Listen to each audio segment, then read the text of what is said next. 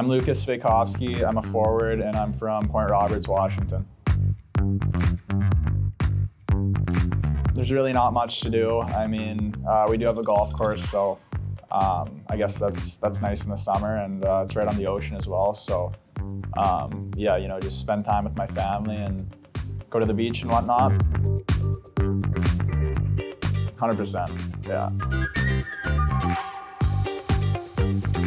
I'm a decent soccer player, I'd say. Play quite a bit in the summers. I'd probably say Connor McDavid.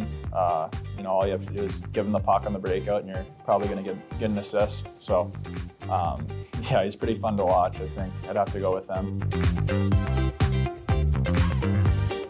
My favorite hockey memory, my 17-year-old year when I played for Vancouver. We made it to the finals. Unfortunately lost to Prince Albert in 7 games, but that was a really fun experience for me. I'd say, I don't know, I think dunk a basketball. For my size, I'd have to have some pretty good hops. So, I mean, there's people out there that can do it, but not me, so.